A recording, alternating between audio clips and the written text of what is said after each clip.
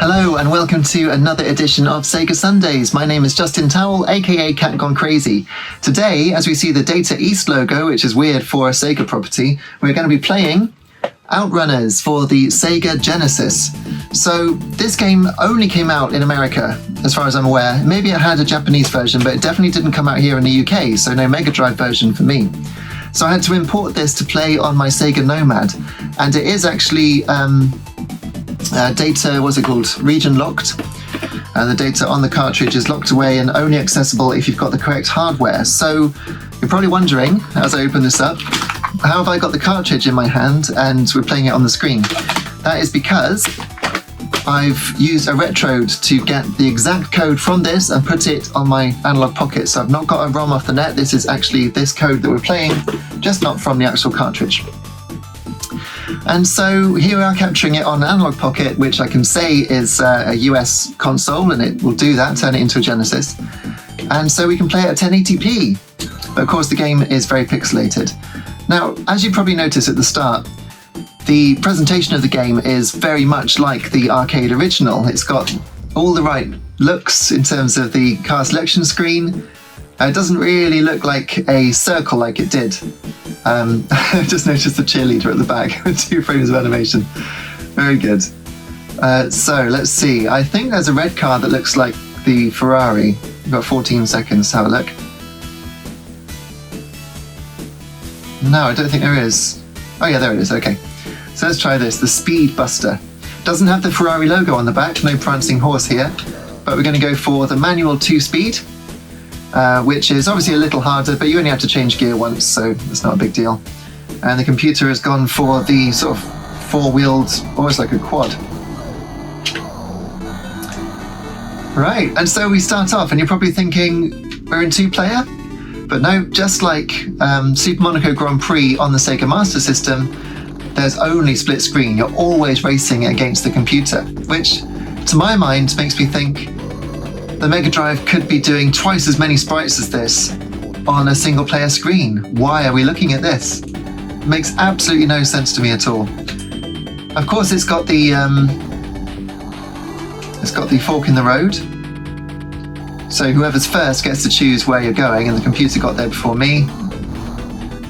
Just crashed into one of the trams, but both of us did, so that's all right.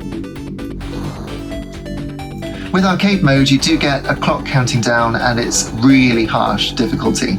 I've never finished the arcade mode on this, although I must say usually I lose interest because it's nowhere near as good as it should be. I don't enjoy it even half as much as the arcade.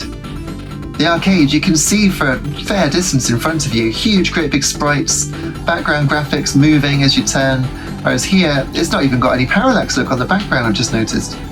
So it all feels very... I want to go to the left, actually. I think... no. Never mind.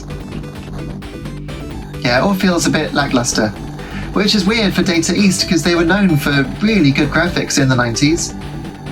And it's not like the source material was bad looking at all. It was one of the last Superscaler games. Just like the original Outrun was. Also Super Hang-On and Afterburner, Space Harrier, I think Radmobile, and Power Drift was probably the last of the Superscalers. But I did play this around 1996, maybe 97, with my friends in a local arcade. Changing time of day there, that's quite cool. Getting towards evening now, look. That is nice, I do like that. Considering the Mega Drive's very limited colour palette, that's not bad at all. Got digitised speech there with checkpoint. But the problem I have with it is that you can't see what's coming up. Like those bikes, I had absolutely no chance to react to them coming up, and there, it's almost like it's drawn them so that I won't crash into them, because it could draw them anywhere, but instead there's a gap between them exactly where I am, which is a little suspect. Also, the trackside scenery, the draw distance being so close, you get 3 different levels of pseudo scaling. So it's drawn once and then drawn again a little bigger, then drawn a little bigger again, and then it's off the screen. So you never really get to see what's at the side of the track. I don't think I've ever done this well. But with the resolution of the screen, oh look at that, the parallax in the background. Now that is more like the arcade. Look at that. That castle there in the foreground, that's how it should be all the time, but sometimes you don't get any layers of parallax at all here. Really odd. But that does look nice. How I wish they'd just done it on one screen, they could have done so well. Instead, the resolution of the track, especially in the distance, is quite low. The collision detection's a bit off. It's a bit flickery. The resolution of the side of the track is particularly low, especially when the lines are off it, as you saw just there. Flickery graphics there. There's quite a lot going on the screen, but again, they could have done twice as much if they hadn't done the split screen. Anyway, 17 seconds. I've never done this well before, ever. And I wonder how many stages there are before we get to the end. What was that I just passed? Oh, it's reindeer pulling sleighs. Look, that's great.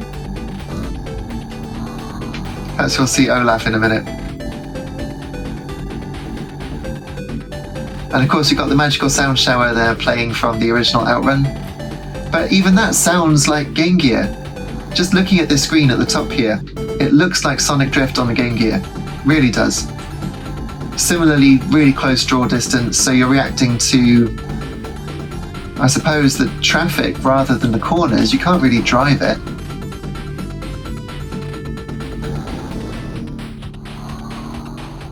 I think I'm actually doing really well. I have no idea how this has happened. Yes, oh my goodness, I did it! There it is, OutRunners, finished. So now we should get an end sequence. Here we go. The Aurora Borealis, this time of year, in this part of the world, localized entirely within your kitchen. May I see it? No. But there's Father Christmas flying across. And I don't know what's happening at the bottom there. It's all gone a bit silly. It says thank you for playing. Gosh, I mean, how long? We've been going for 7 minutes? Wow, there's actually quite a lot of different stages, but there we go. We've finished with the Christmas ending. And I get to put my name in. Well, this is all very new to me. Yeah, okay.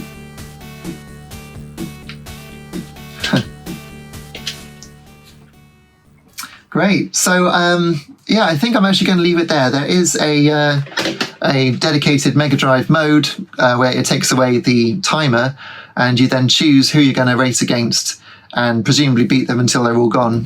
But I can't beat them all the time, so I think I'm going to leave it there and quit while I'm ahead. Thank you so much for watching. This is Sega Sundays, a series of Let's Plays of Sega games, classic Sega games.